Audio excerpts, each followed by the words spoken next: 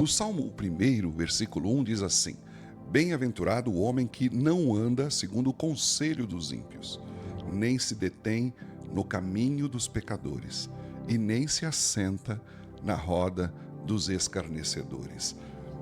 Esse Salmo 1, ele bem que poderia ser assim o prefácio, não é? Do livro todo de Salmos, porque ele fala daquilo que no livro dos Salmos vai ser abordado constantemente, que é aquilo que seria a vida do justo e a vida do injusto, a vida daquele que serve a Deus e a vida do homem ímpio. Esse contraste você vai ver pelo Salmo inteiro, não é? E ali ele mostra também qual que é o benefício de você se alinhar aos princípios divinos, ao conselho que vem da palavra de Deus, não é? Então, essa pessoa que assim o faz, ela é designada no Salmo como bem-aventurada. Na leitura que nós fazemos na linguagem de hoje, ele usa uma expressão assim bem diferente, porque ser abençoado é uma pessoa, ou bem-aventurado, não é? É uma pessoa que está sob o favor de Deus, não é? E na linguagem de hoje diz assim: que alegria há para aqueles que não andam segundo o conselho dos ímpios, nem se associam com os pecadores, nem se associam com os escarnecedores, não é? Então, trata-se de um espírito de celebração. Você não imagina quanta confusão e quantos caminhos tortos nós evitamos pelo fato de você não aceitar nem mesmo o conselho do ímpio, sabe? Eu vejo muita gente entrando aí em frias, né, em furadas, justamente pelo fato de que estão se associando a ímpios. Estão se colocando, não é, numa posição em que o ímpio tem voz na sua consciência.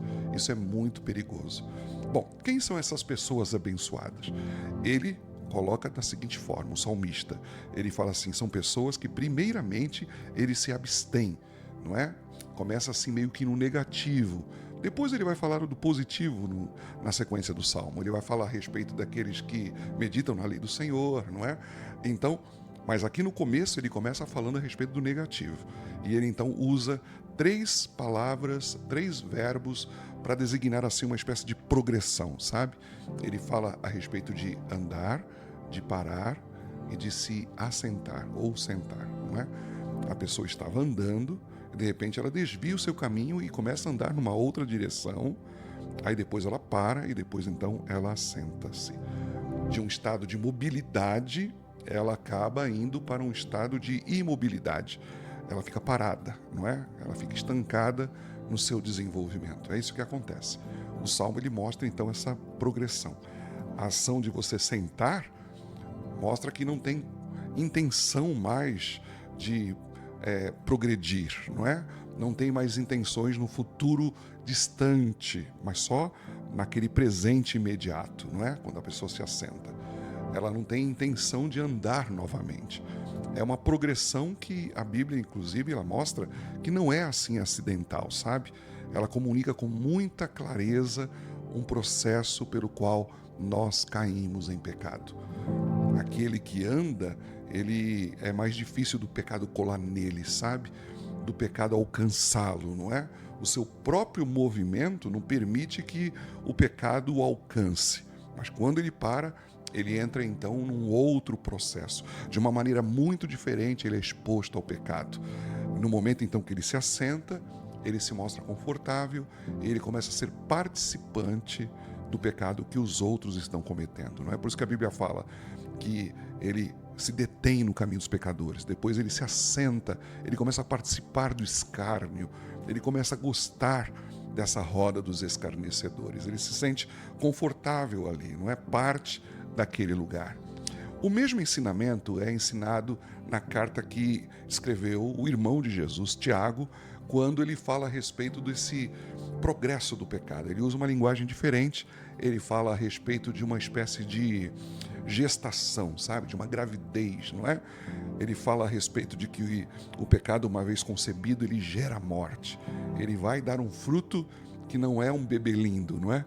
É um monstro, é a morte, ele coloca. Então, o pecado ele começa com uma ideia e depois ele vai sendo incubado, não é? E ele vai se desenvolvendo, ele começa a ser moldado dentro do nosso coração E aí então ele acaba sendo consumado no pecado mesmo, na atitude, sabe? Por isso que esse é o único aborto que é legal na Bíblia Sagrada, né? É legalizado nas Escrituras, é o aborto do pecado. Ele tem que ser abortado antes que ele chegue ao processo final, que é a morte. Então, o princípio que emerge, assim, às vezes de uma observação, sabe? Acaba culminando na morte. O pecado é fruto de um processo. Ninguém cai em pecado de repente, sabe? O salmista, então, ele diz que é bem-aventurado aquele que está atento a esse processo. Aquela pessoa que é consequente, que enxerga o que os seus atos agora vão fazer ou vão desembocar lá no futuro, não é? Ele não brinca com fogo, sabe?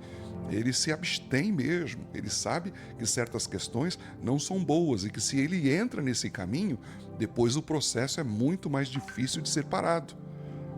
Então, esse processo, meus irmãos, a Bíblia coloca para nós que é importante que a gente faça desse primeiro momento a nossa maior batalha. Nós temos que ser eficazes aí, nesse exato momento. Então, quando eu escolho não andar já no caminho dos ímpios ali, não me deter no caminho deles, não é? Eu já estou me livrando de um monte de consequências ruins na minha vida. Bom, como é que então nós colocamos isso em prática, não é? Como é que nós transformamos esse princípio em realidade na nossa vida? Como é que a gente faz isso? Bom, existem certas conversas que é melhor não ter. Existem certos cliques, não é? Em imagens que é preferível não clicar. Há certos programas de televisão que eu não deveria ver, não é? Tudo isso para poder não iniciar um processo de pecado, sabe? Veja que isso não é uma lista de proibições, mas é a sabedoria de você ser consequente, entende? E não permitir que o processo se inicie, entende? Que a gravidez ela não aconteça. A pessoa abençoada, ela evita